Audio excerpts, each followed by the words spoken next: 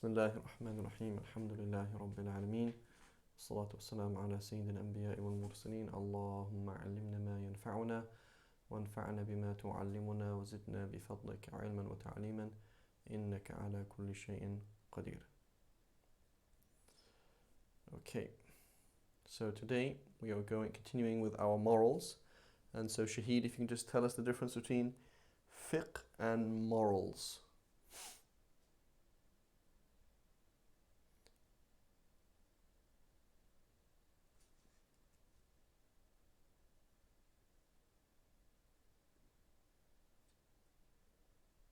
If I give you the microphone 1 second.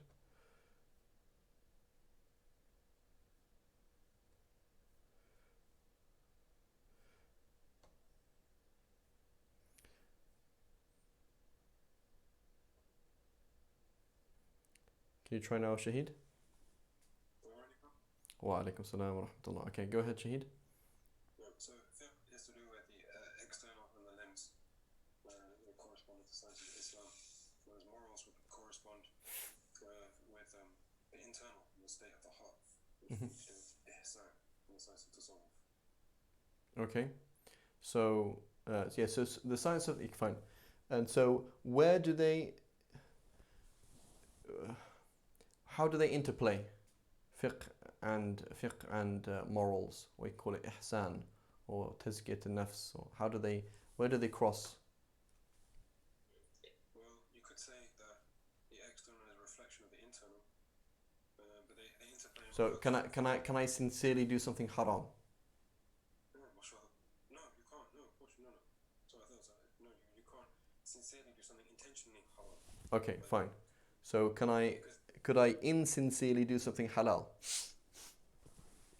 You could insincerely do something halal, yes. So when you say it's halal in reality or halal outwardly? Halal outwardly. Right. So for example, outwardly it's halal. Like I'm just going to drive my car. Like what's wrong with that? It's halal, but I'm driving it to show off that I got my new Tesla or whatever it is, right? Which is haram, right? Yeah. Okay. Yeah. So one way we can describe it is it's almost like it's like the cushioning, right, around something. So we have like these hard edges, right, of halal haram, and these hard edges don't really explain every single thing that we're doing. But what is the filling thing is our morals. So when you say, is it halal, for example, is polygamy halal? It's like, yeah, it's halal. Of course, right? Or you say, it's not halal, it's not even just halal, it's sunnah. Okay, well, why are you doing it? Personally, you yourself. Get back at my wife. Okay. That's different now. That's different, right? Is it halal, for example, to, I don't know, to fire somebody, yeah. Suhair works for me and, just fired her because the contract, I just didn't renew the contract. The contract ended, I let her go. And now she doesn't have a job. And why did you do that? Oh, because you get back at her. Envy, hasad, cruelty. So cruelty is never halal. Pride is never halal. So just because there's something outwardly that makes it, that you could kind of label, say, that action itself is halal, I mean, in principle it's halal, doesn't mean your motives are irrelevant. So sometimes, like especially with kids, mashallah, with kids, you'll know. I remember sometimes telling one of my kids off, and the other kid interrupts, right? And I know that they know when I'm being daddy the just judge, or when I'm daddy the annoyed judge, right? They know that, they can sense that. So they might object. They might be like, no, that's wrong. They might cry or something like that, because they can just feel that there's something not right here. There's something not right. It's like, you're being cruel. You're not being just. You're not applying, you're not fulfilling your responsibility as your father. You are venting your anger. And they can tell that. Animals can tell that. Kids can tell that. You can see that in other people sometimes. Sometimes you can't. Sometimes you can be fooled by people, right?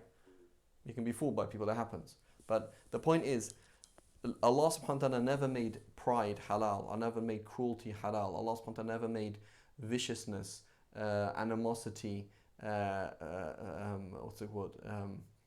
Being not taciturn, what's the word? when you don't care about other people, apathy, like I couldn't care less.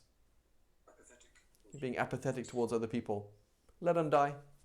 Right? Not my responsibility, right? It's like, I've given my zakat, let them die. Right? It's not like that. There has to be a heart. You have to have a heart, otherwise you're not a Muslim. Simple as that. Sidi, you said in previous lesson that the legal rulings, I think it was a different class actually, the legal rulings are about intentional human action. To have one of the rulings of, say, Just one question. Can everybody hear Shahid's questions?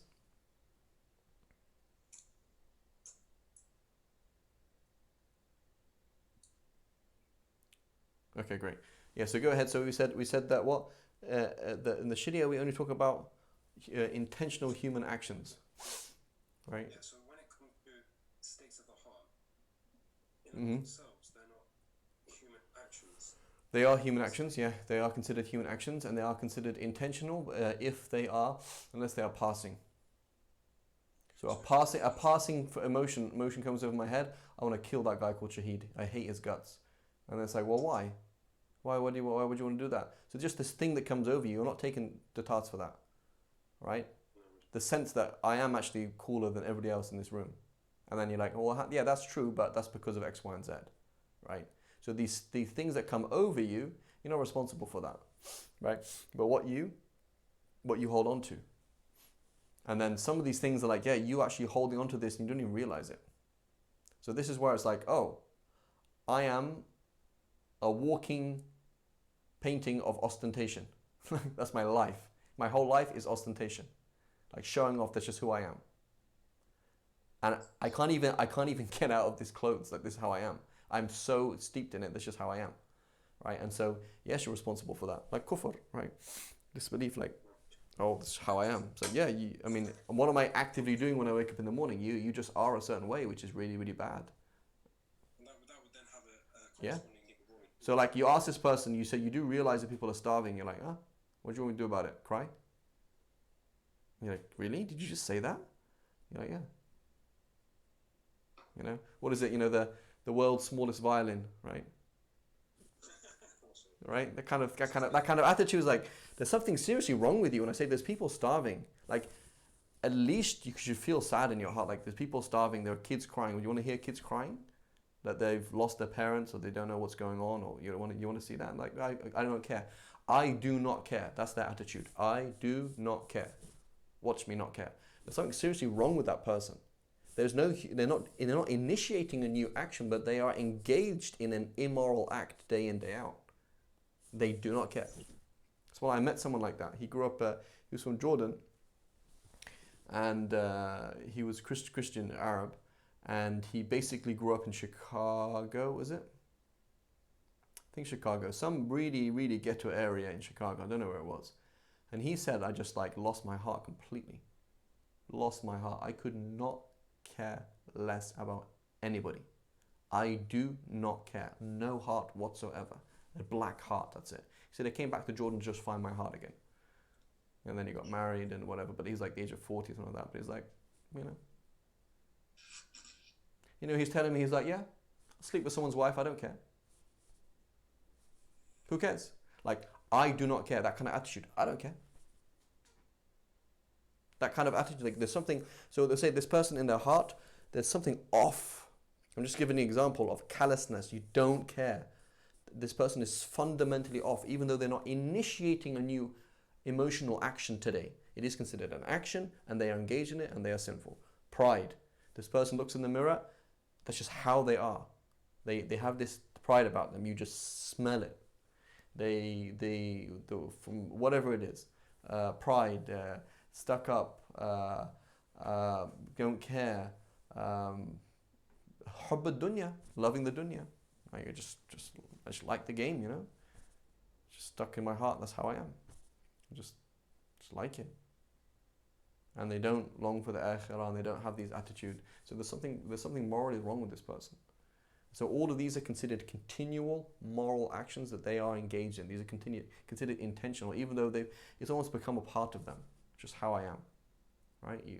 But it is. And so that's why all of us, we have a lot of work to do, because we are engaged in all of us will have certain defects that we're just engaged in kind of almost daily basis, and it's just like, just become part of you.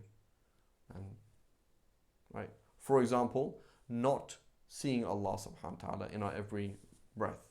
Like it's just how we live. Like we live in heedlessness of Allah subhanahu wa ta'ala. It's just how we are.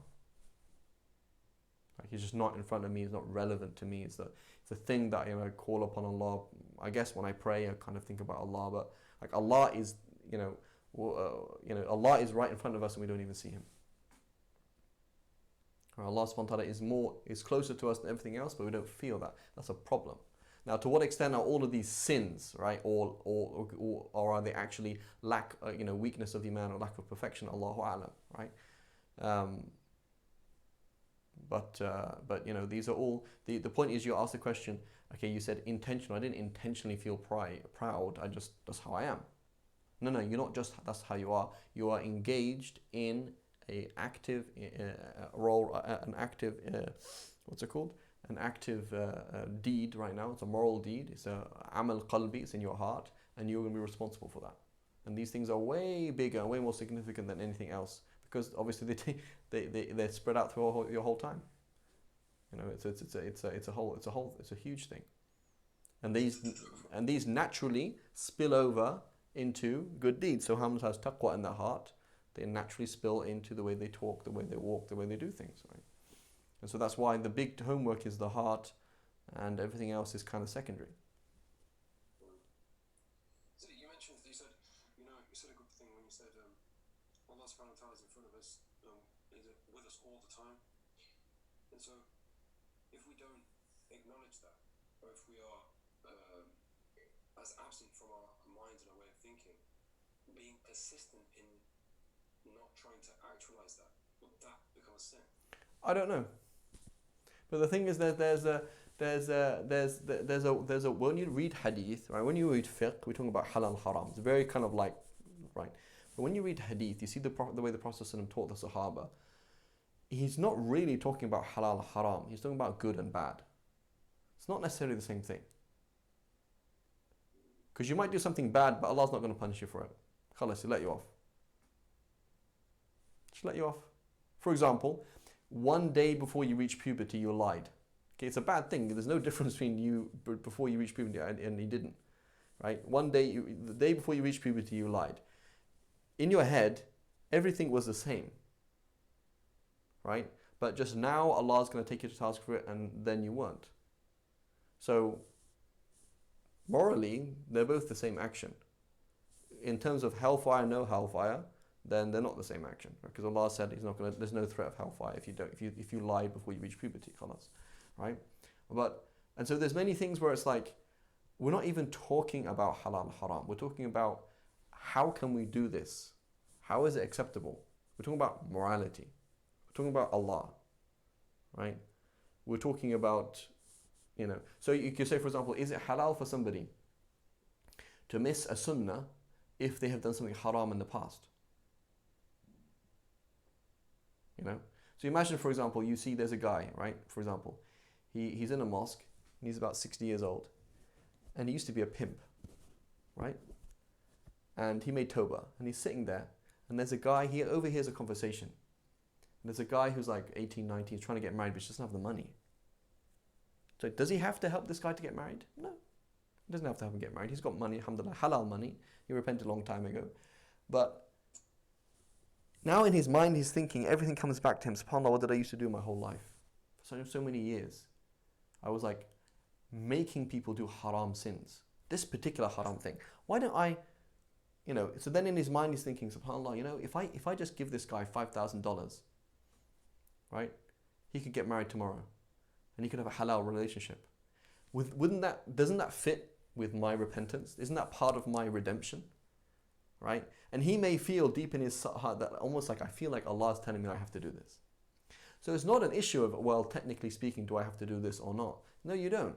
But it's just like, this is the thing, this is your, they call it in Farsi, this is your islahi, this is your thing that was like, that's what you needed to do, right? They say that, somebody who touches the Quran without wudu, they should write the Quran out with a pen. with wudu.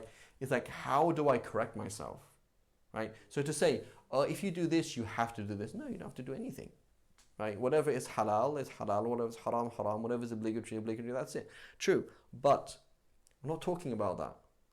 We're talking about morality, you before Allah, your relationship with Allah subhanahu wa ta'ala, right? And it's somewhat analogous with your relationship with your spouse, right? Like, what is the right of your spouse? It's like, well, this. Not really, is it? It's kind of like, it's different. It's not like that, right? And so, we're talking about a complete different ball game. We're talking about, what does it mean to be genuine? What does loyalty mean to Allah subhanahu wa ta'ala? What does genuineness mean to Allah? What does genuine repentance mean? Right? That's what we're talking about. And so it doesn't have these limits, and this is technically a sin, this is not technically a sin. So we're not even on that. We're not even talking about that anymore. Does that make sense, Shahid?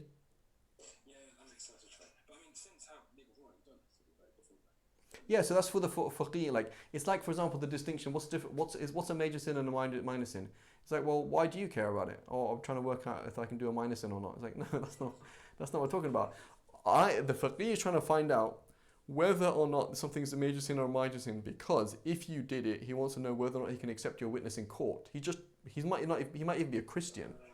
He's just a Christian. He just works in the court, and he's just trying to work out, is it this list or that list, right? You had Christian jurists, right? They do exist, right? He's just part of the Ottoman Empire or something like that, and he just works, and he's just trying to, organize the law. That's all. He's not even looking at it. So, it's many of these things. It's like, it's not a useful discussion. Is it halal or haram? Is it right or wrong? So, is it right that Allah subhanahu wa ta'ala should give you water, and that you choose the suboptimal thing, which is to drink standing up? No, it's not. See, but it's not even makruh. Let's say it's not even makruh to drink standing up. Okay, and it's not even makruh. But wouldn't you, if you knew that Allah is giving you water, wouldn't you show some respect, the utmost respect possible? You would sit in the most respectful way possible, and anything other than the utmost respect would just be just not right. Right? There's so many things in life that are not right, but it's not actually illegal. I mean, you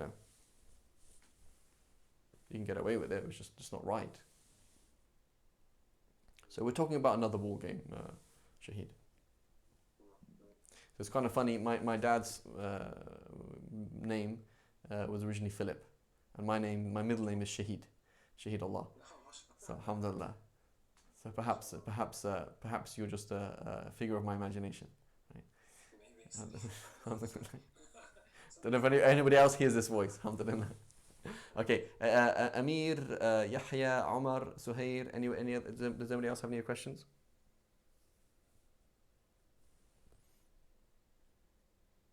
Okay.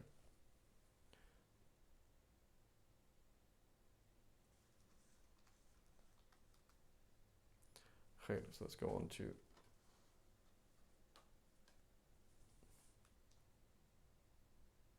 sins of the limbs, number 1. Inshallah, next week we'll do sins of the limbs, number 2. So it says sins of the stomach. It says these include consumption of usury. So what is usury? Is I give some money and I get more money back, right? So I remember being at a bank and telling the bank assistant, she wasn't a manager, but we're Muslims, we don't deal in interest. She's like, oh, but how do you make money?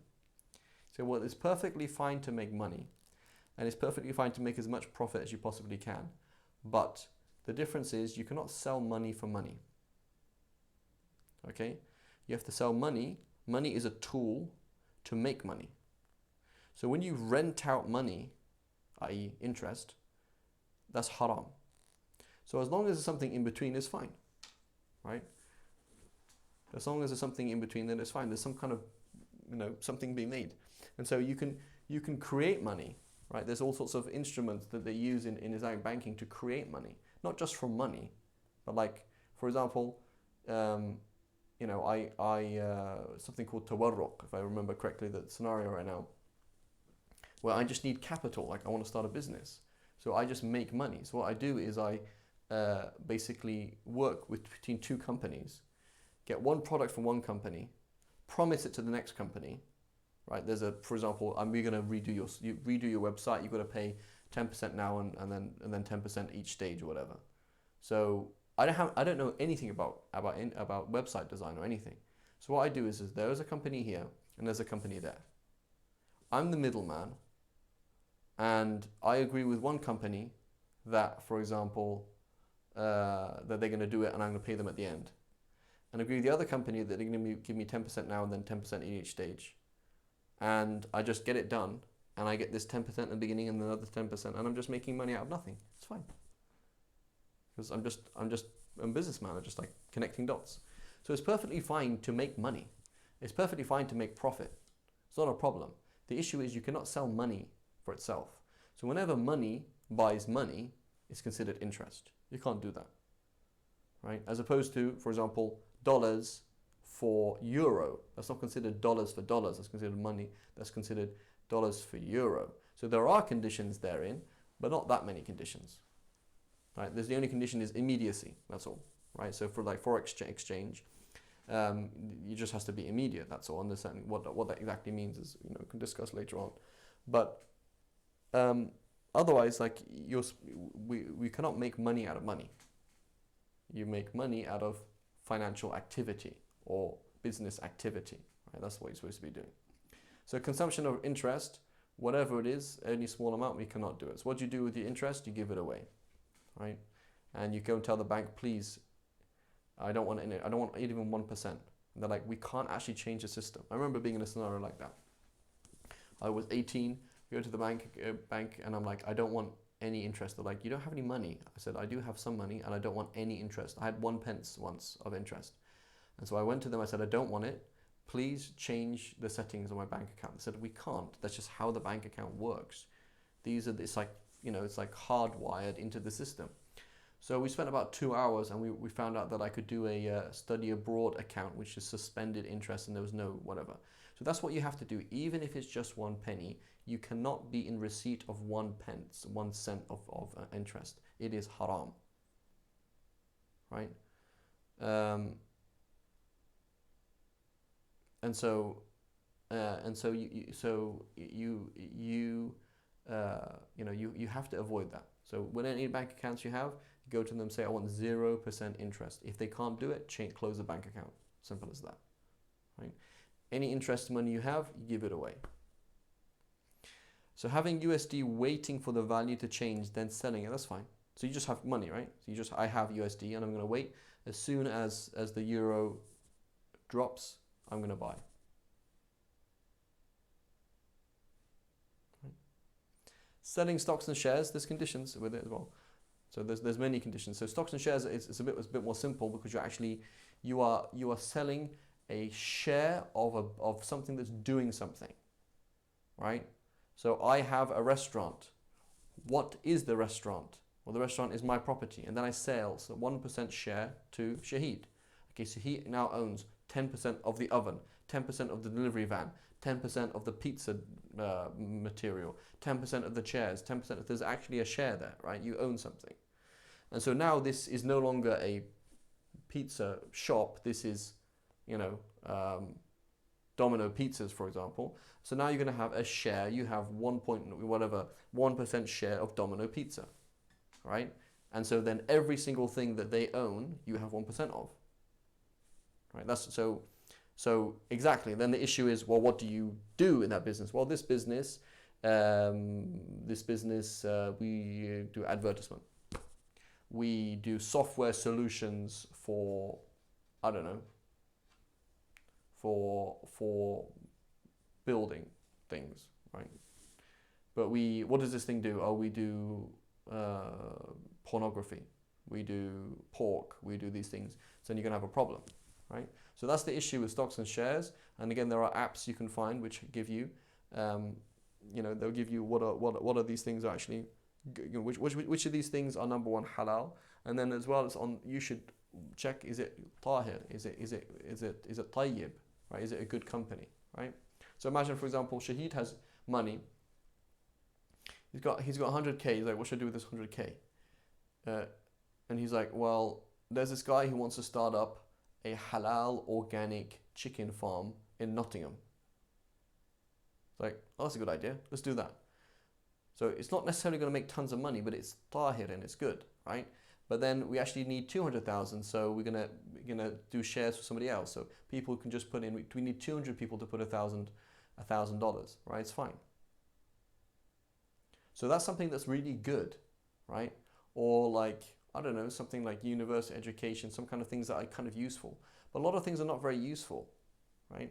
There might be like arguably halal, like something like Netflix, like, you know, end of the day, it's like television. Is it all like intrinsically haram? But it's kind of like, is it tayyib? Really, is it all really good? Is there some things like clearly like that's basically just a haram film for outright, and you know, and so we should look into these things and try our best to find some things that are useful. A good thing to do is invest in Muslim countries. You know, I know my friend here, he was doing this, buying and selling wheat to Turkey. So you would basically put in 40,000 and get out 50,000 6 months later. Something like that was great. That's what he'd do. You know, so things like that. So we should try and think positive, you know, like creative, and as opposed to Tesla, right? I mean, Tesla, there's some good ethical things there, you know, alternative energy and all these kind of things, but you know, it's not all perfect. So you need to look. So with stocks and shares, you need to look into the fiqh of it. It's simpler than money for money, because it's not just money for money, right? So you know, when I buy, even if you buy and sell, it's not a problem. I'm going to sell my shares in Tesla, and now I'm going to put it in Facebook and then swap it back. That's fine. At the end of the day, you are actually, for temporarily, you do have a share of a company, meaning every single asset that they own, you have a share of that, right? And so stocks and shares in principle is fine, but we just have to look in the details. What exactly are you investing in, right? And again, we should try and invest in Muslim countries. You know, look at a Muslim company somewhere, hijab shop, I don't know, something like that. Islamic clothes, food, some, I don't know, halal industry thing, something that's good. You know, it's not easy. I know my brother's kind of he spent a long time researching different things. It's not easy to find things that are 100% legit. It's not easy. Allah Alam. So anyway, the point is, usury, money for money, you can't do that, right? And so a classic scenario is, I'm opening my pizza shop and I'm like, Omar, bro, I need some money. He's like, okay. And I'm like, I need like 50K. And he's like, what am I going to get out of it? I said, listen, you're going to get a minimum of 10%. So I can guarantee you're going to get at least 55, if not more, right? As soon as I say you can guarantee, we've shifted this from an investment, which is halal and good, into riba, right? Which you can't do. So you have to be very careful. When you're doing financial things, sit with a mufti. Say, bro, is this okay? Keep sitting with him until you have a good idea, like, yeah, I've cracked this, right? Because otherwise you can end up doing all sorts of things and you don't know what you're doing. Another example, right? Omar and I, we're going to sell used cars, okay? So I go and buy this car and I sell it, and he buys the cars and sell it, and great. Now, Ahmad has got the cash and I'm doing the work, because Ahmad is actually a bit busy now. He's got another job. So we're using Ahmad's money, and I am getting, for example, 30% or 50% on the profit of all sales, right? So we buy a car for 4,000, we sell it for 6, I get 1,000, he gets 1,000, right? Perfectly fine and halal and great. And then he stipulates, he says, Farid, you've bought a number of lemons recently, and I'm a bit ticked off really. I don't really like the fact that you're kind of losing us money. So I'm only allowing you to buy and sell cars that I approve first. So you go and find them, you do the whole check, you do everything, tell me what you're going to buy it for, tell me what to sell it for, and just going to run it by me first. Haram. Can't do that. Right? That's an invalid qirad, invalid mudaraba contract that's now switched into a ijara contract. So now you owe him what you would pay. He doesn't get any percentage of the sale, but rather you owe him what you would have to pay for somebody to do that kind of work for you. And it's haram. And so there's little things here and there you need to be aware of. That's why you need to study fiqh, right? Because it's important. So again, this is what I would do, practically speaking, be like, oh, I can't bother to study fiqh. Okay, fine. Sit down with the mufti that knows his stuff and say, bro, I do X, Y, and Z. Is it all halal? He's like, what about this? Check this, because he'll know the key things to just check, right? Same thing with stocks and shares. Check, right? And you will find, mashallah, some of the muftis today, like they'll specialize. They'll spend some time in these things, and they'll specialize in, and they'll know the whole deal, right? Amir says, do their impermissible business dealings affect the hukm of buying stocks? Yes. For example, they borrow money, yeah, because you're borrowing money. What they do is what you're doing. Yeah.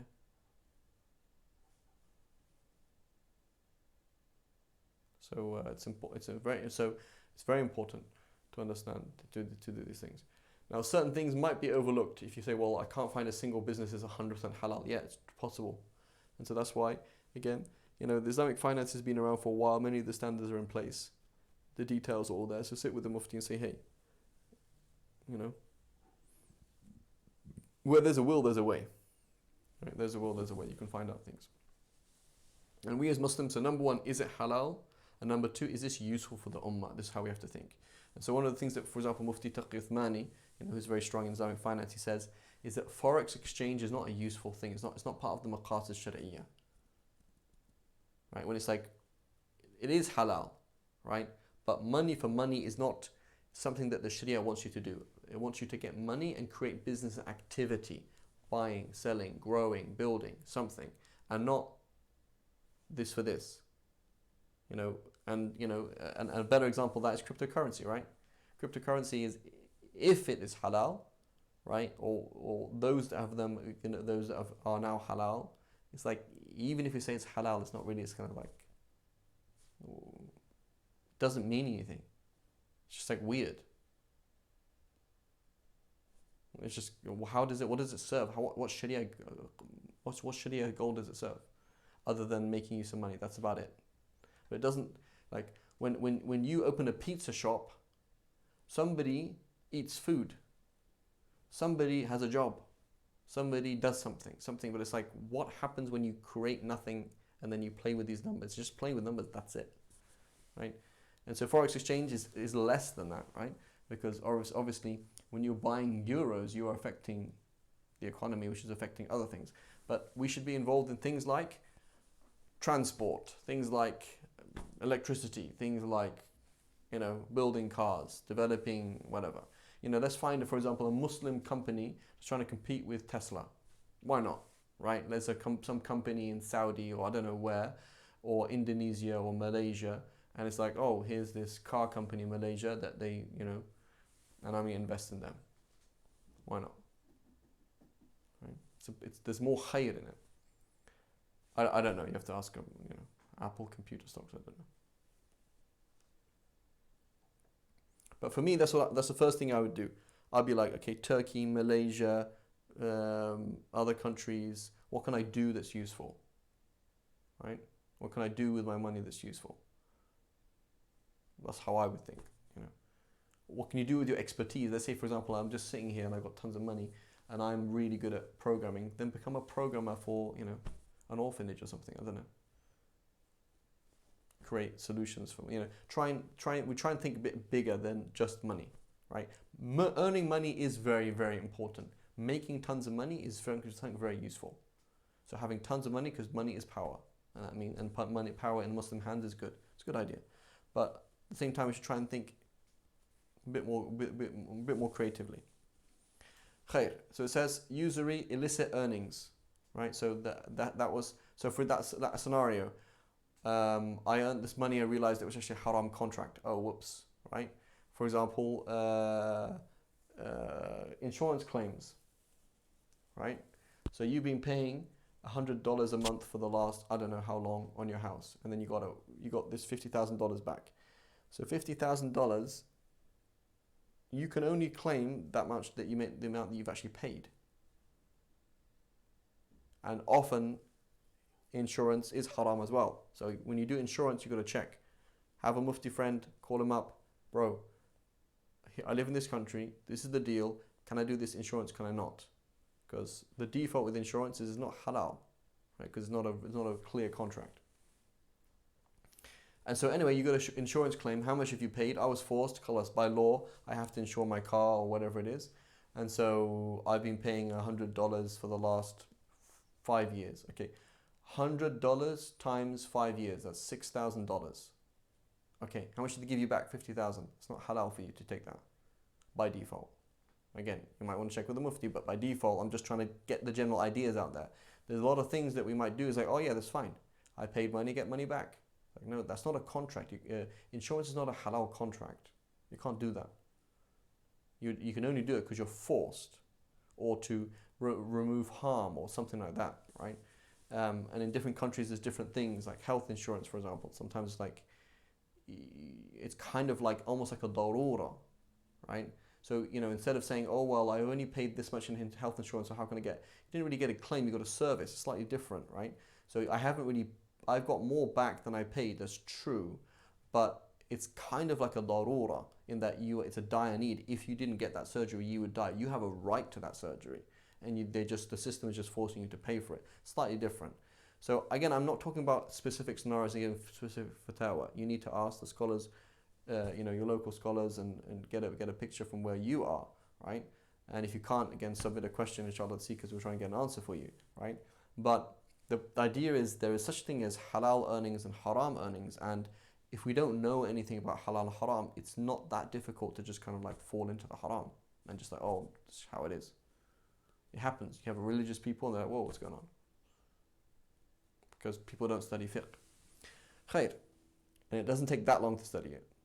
It's not like a lifetime. We're talking about like a weekend, right? Weekend. I'm sure if you Googled weekend course in Islamic finance, you probably find something pretty simple. Like, all it is basically a sales contract and a hiring contract or ijara contract, and then you just like mix it with different variables, and then you get Islamic finance. It's not that complex. Khair. Drinking any intoxicant or taking any drug, for example, consuming the wealth of an orphan, and all foods and drinks which Allah has made forbidden. So he talks with morals. He talks about the heart, and then he talks about the stomach, because the stomach is the source of everything else. So eat halal, you do good deeds. Don't eat halal, you won't do good deeds. Right? And so there was a famous story of, who is it? Abu Yazid al-Bustami. I'm trying to think what the story was now.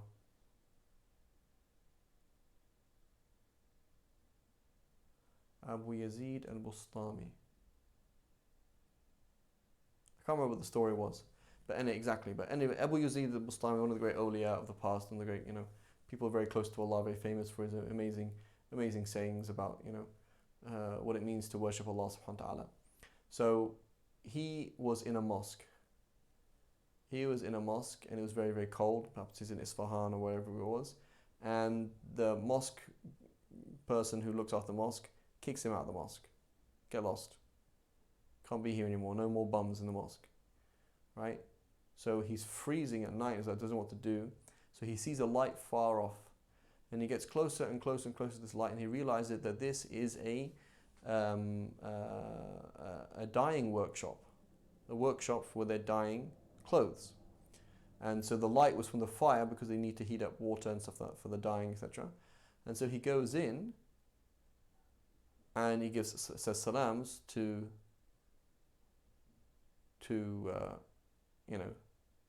the man who's working there, and doesn't reply. And he just spends the night there because it's cold, and he just, it's a bit weird that this guy didn't even give salams. He clearly noticed him, but he didn't even respond to him.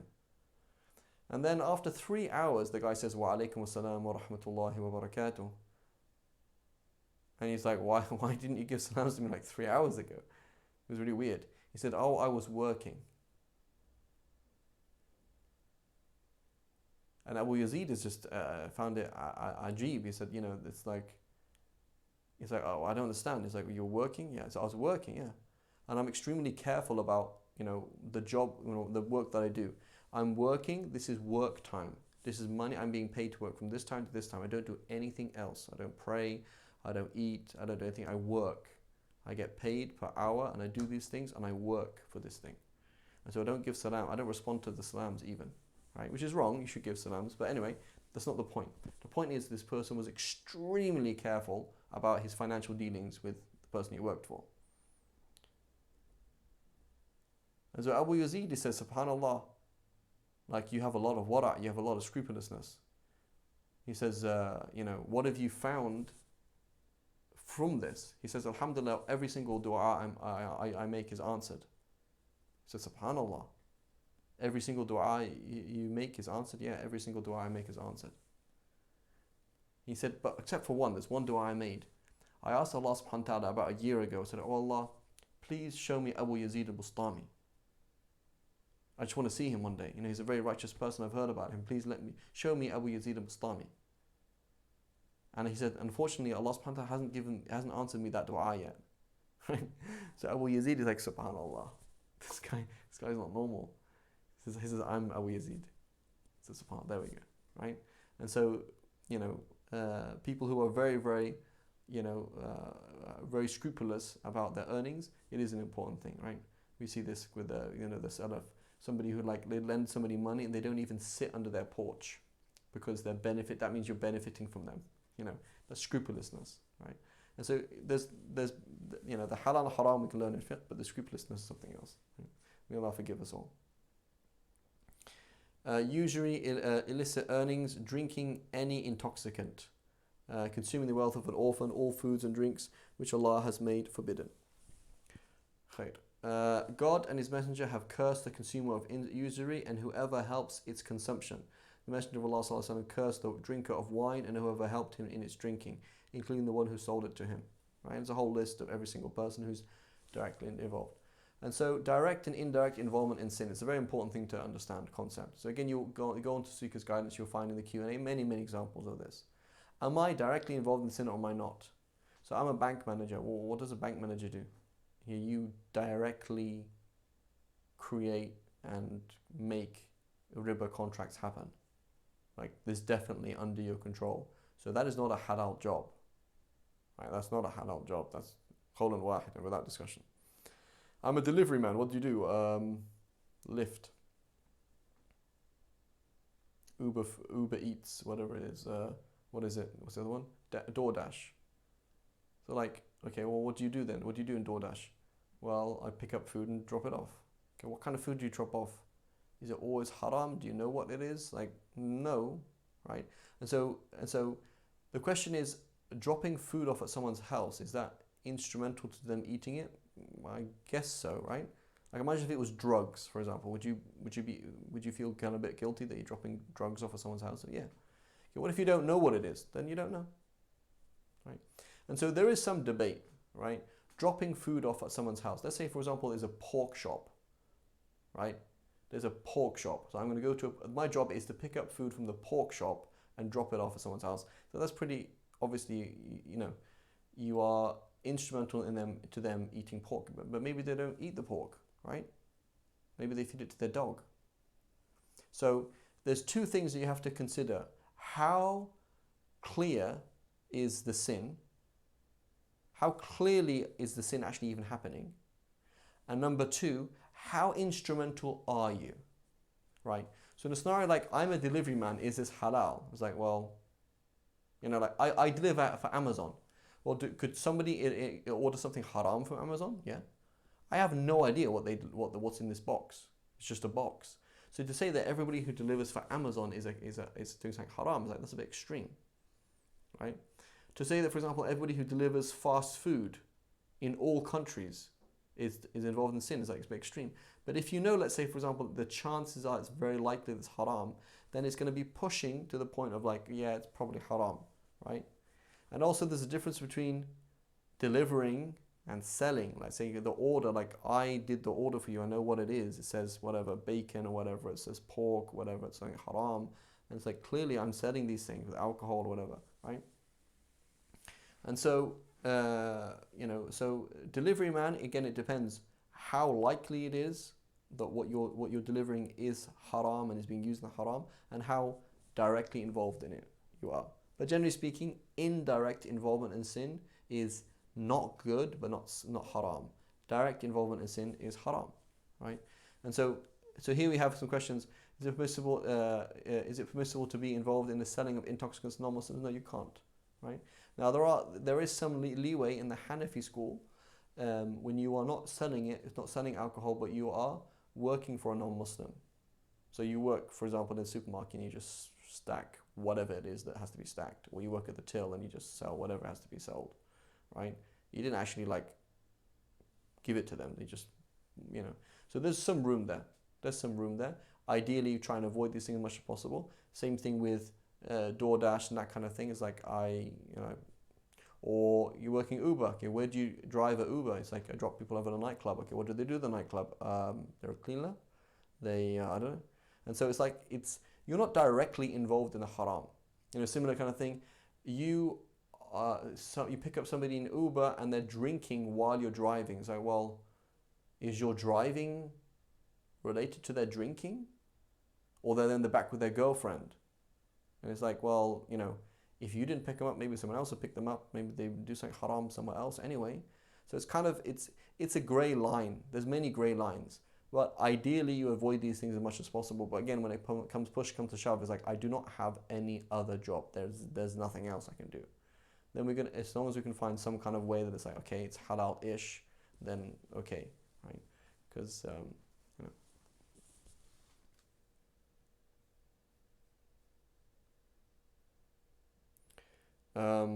so selling pork to non-Muslims in the Shafi'i school, yeah, it's haram in the Shafi'i school to sell pork to non-Muslims. And you can't, and so I don't know, in the Hanafi school, like from what I understand, you can check with the Hanafi, is that it's okay if you are working for a non-Muslim. So it's not your contract, you are just there doing for somebody else. And Allahu A'lam, check with the Hanafi. I don't know if this is a fiqh question or not, but but if you work and don't take a break to pray and when it is time, does that fall under halal or haram? But if you work and don't take a break to work when it is time. I don't understand the question. But if you work and don't take a break to pray. Oh, you don't take a break so that you can pray when it's time. That's what you mean? So like instead of taking a break, so everyone's going to go for lunch, they have a 15-minute thing. They have a coffee break in the morning. I don't take it. So what you do is you ask your manager. Simple as that. Do you mind if I do this? That's all. So you just got to be like just clear. Like, this is what I do. I want to go to the bathroom and I want to pray. And they're like, okay. How long does it take? 10 minutes, okay. They might be like, go ahead. You can take your break, they might just like, that's cool. So everything, it varies, right? I remember I was working in a factory, you couldn't take a bathroom break because you need to be there, right? And it's very difficult. So like you literally have to like pray, keep your wudu, pray in a split second when the box isn't coming around because you don't have a choice, right? In Alhamdulillah as well, in the Shafi'i school, we have that concept of joining prayers as well sometimes. Makes it a little bit easier when there's a genuine need, not just because it's awkward, but a genuine need. But otherwise, you just talk to the HR or talk to the manager. Like, do you mind if I do this? Bartender, like come on. Cleaner, okay. I work in a pub, in a bar. Okay, what do? You clean the floor. So okay. You're not directly involved in haram. Is that a good job? No, it's not a good job, but it's a job. Alhamdulillah. Programmer, what do you do? Well, I just deal with projects, and these projects are used by all sorts of companies, halal companies, haram companies. But programming is not usually directly involved in like specific things, as opposed to, for example, web design. Right? From what I know from web design, is like this is for example, what you do is like a women's clothes web design. It's like that picture isn't inappropriate. You can't intentionally put that picture there for people to see. You can't do that. It's like somebody your job is to put a 80-foot woman wearing lingerie on this huge post next to the motorway. Like, you can't do that. That's haram. Right? And so when you look at these things, like, are you directly involved or not? Directly involvement in sin is sin. Right? If it's indirect, then it's just like try and avoid these scenarios as much as possible.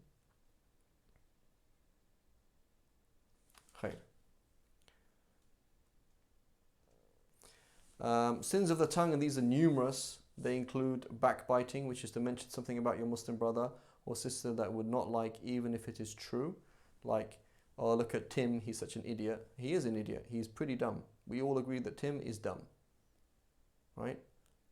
But it's not halal to say that. We all agree this person is slow, this person is obese, this person is whatever it is. Speaks in a funny way. It is funny. It does almost make you laugh, right? But you shouldn't laugh at him because it's not good. And, you shouldn't do that. So that's haram. It's a major, major haram. Right? Slander, which is to say something bad about other people that's not true though. Lies, right? And so white lies, right? White lies which are used, for example, between husband and wife, between repairing relations, is only permissible. You could say with two conditions. Number one is that it doesn't result in someone losing their rights, right? So, for example, Shaheed, for example, when he got married, he put in his contract as an example, right? Put in his marriage contract that his wife has a right to divorce him if he takes a second wife. Okay? Now Shaheed has taken a second wife. And then quote unquote as a white lie, he's like, no, I'm not married to somebody else. So you can't do that. Because that's someone else's right. She has a right. You put in the contract that she has a right to divorce herself. And it's like you are squandering someone's rights. You can't do that. That's haram. Right? So the point of a white lie is you're trying to repair relations. Right? Shaheed, Amir doesn't hate you that much. He does, but I'm just saying that. Right? You're trying to repair relations, these kind of things. That's white lies. Otherwise, when it results in harm, financial or whatever, harm to somebody, you can't do that. That's haram. And similarly, you can't do it as a chicken, right? So this applies, speaking to the men here, right? You can't be a chicken. So the reason, you're not trying to get out of hurting someone's feeling, you're scared of what would happen. It's two different things, right? So it's haram to be a chicken, right? So you're scared of your wife. You're scared, if I said this, she's going to react in this way. It's like, they can't be like that. That's wrong. That's not a healthy relationship, aslan. Right? That's not healthy. So you are trying to say something in a diplomatic way so as not to hurt someone's feelings, as opposed to not to say something in a certain way because you're scared of what they might do or say. Right? It's two different things. Does that make sense?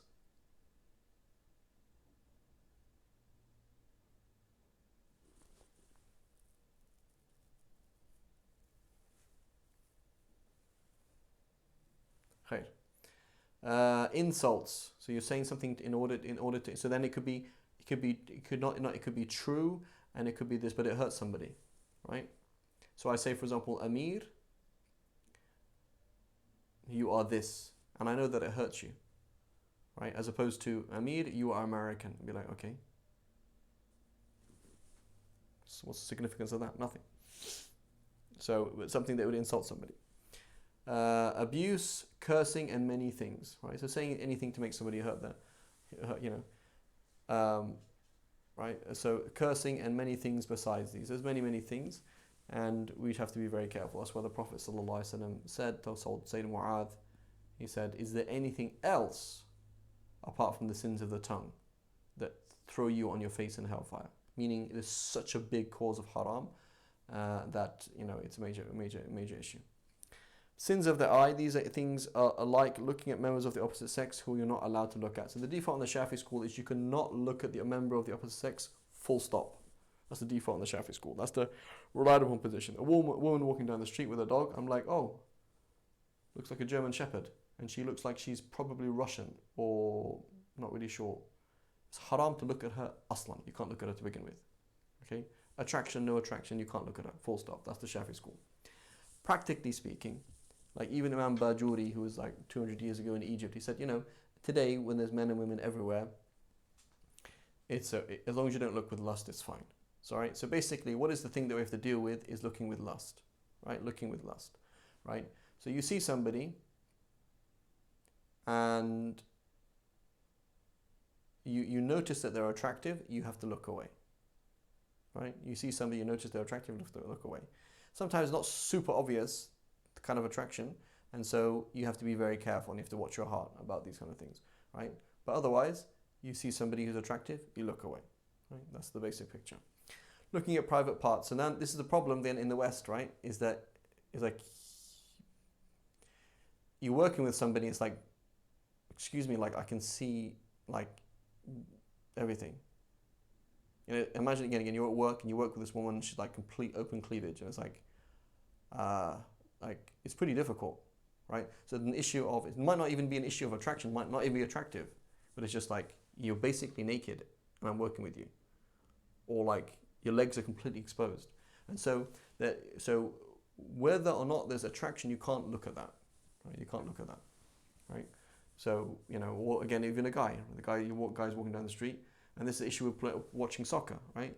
So watching soccer, and you see here's a guy, and his thighs are exposed, right? So the default, of course, the form of that hip is that thighs are awra. Now there are other positions, and so we don't have to be so strict about those issues, but for a man specifically. But again, you're in a changing room. I don't know what it's like in America, but I remember in England, you go to change room in England, it's like people just change naked and it's fine. Like go to the gym or go to whatever, and you can't look at someone like that. It's haram. So looking with scorn at a Muslim, so looking down upon a Muslim, looking into someone's house without their permission, looking at their phone without their permission, right? So they have their back to you and they're looking at their phone, and you see them and you just see their screen, and you realize I'm looking at someone's screen. I can't do that. It's haram. Private space by default, right? Unless they don't care, Unless you don't know they don't care. Like it's very clear from the culture you're in, the relationship you're in, it's fine. But otherwise you can't do that, right? Things are private. Again, if you've got your doors open, right? Your doors open, or you got a huge window open, you're basically telling everybody, hey, this is my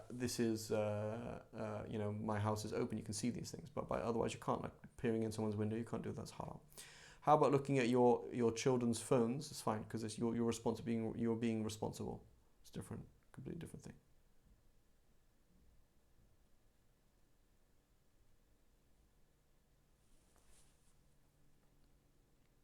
But depends on how old they are, though, right? So now you have your 18-year-old son, and it's like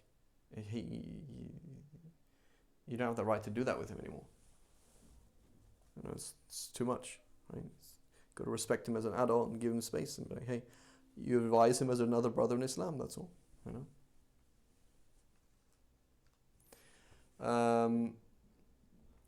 Sins of the ear, things like listening to backbiting, so listening as opposed to hearing it, and other things that are sinful, right? Listening to swear words, right? So a comedy, for example, where they use a swear word and you find it hilarious. So basically, Shaheed, from puberty onward, in principle, right? He's one of the brothers like me and you, one of the guys, right? Now, to say like 15, there's other elements. Is like the guy's under your roof, and you're like, hey, I'm sorry, as long as you're under the roof, these are certain rules. If you want to go live by yourself, go ahead. So I mean, all it means is that you just can't do it by way of being nosy and stupid. You're generally trying to do amr bil ma'ruf and nahy al munkar in a proper way. But the more I don't know. The more you do, the less it's useful. Allahu alam. My parents weren't like that with me at all. They weren't like that at all. Whatever I did like there in front of them, they'd be like, hey, what's going on? But otherwise they didn't know. Allahu alam. So they might say, listen, I'm going to get you an iPhone or a smartphone, but I'm going to take it away, and I'm allowed to do that as a parent if I get a sense of something else, that you are talking to people you shouldn't talk to or looking at things you shouldn't look at, right? And I know people who are 16, they don't have iPhones for that very reason. The parents do not let them have smartphones. Right? You ask them, well, where's your phone? And they have a phone. Like, whoa, I had a phone like 12 or something. And they don't have a phone, and they're like, oh, because my parents don't trust me, or they've trusted me, and I broke that trust. Allah.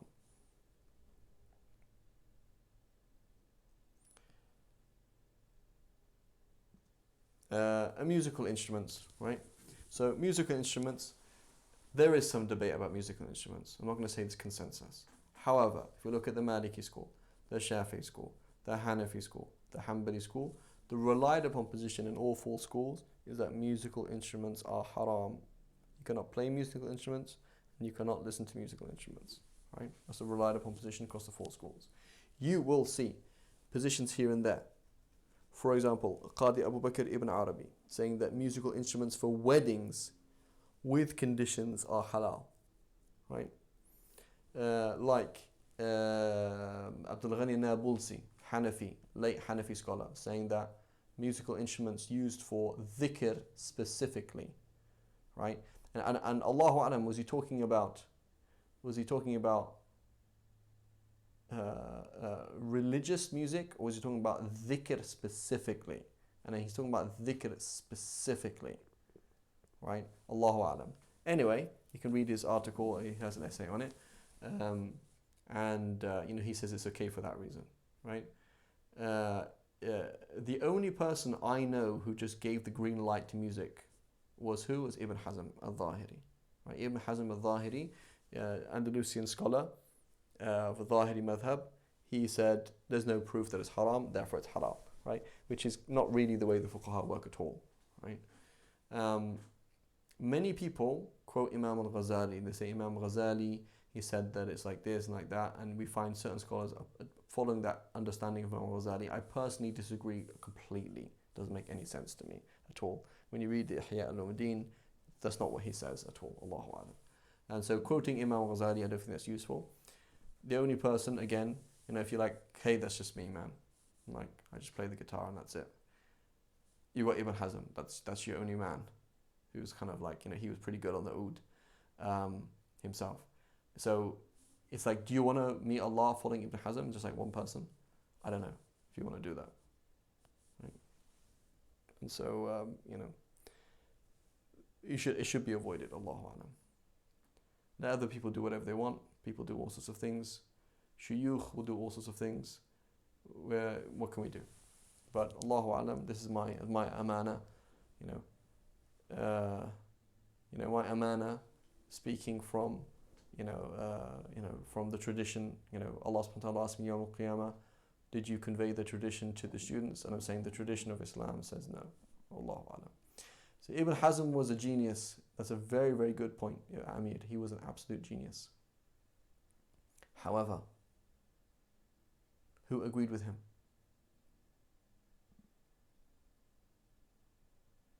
Right? So when we say Imam Shafi'i was a genius, who agreed with him? Well then, it's not just Imam Shafi'i, he said something, but then all these geniuses came after him and agreed with him. Imam Abu Hanif was a genius and all these other geniuses agreed with him. But who agreed with Ibn Hazm? That's the problem. So you're out on a limb. You're out on a limb. Big time.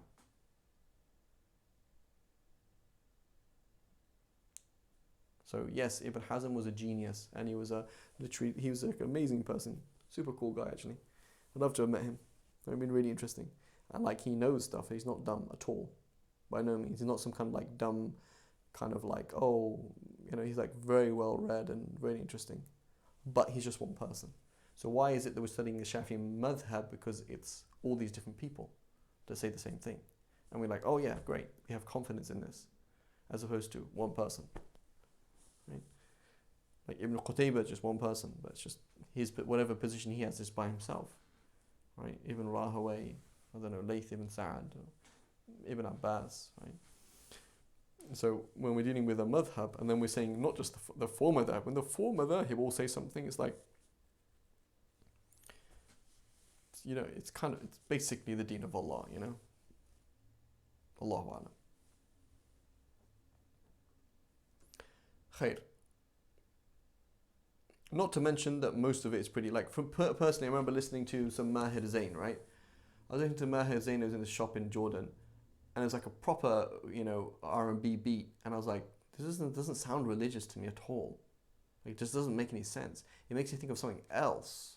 And that's what the fuqaha you always used to talk about, is this music makes you think about something else, right?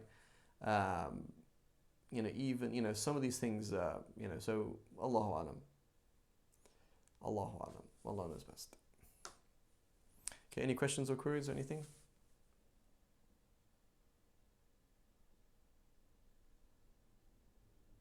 So it's a very good question, Amir. So and so is a genius, and you will meet geniuses today, but you won't follow them. Why? Because I want a genius that was followed by 1,000 geniuses. That's what we want. Something that's legit. Something that's like, that's something reliable. Khair. Okay. Any other questions? Amir, Yahya, Omar, Shahid, Suhair. Okay, subhanallah bihamdik, ashhadu an la ilaha illa anta astaghfiruka wa atubu ilayk. Jazakum khair.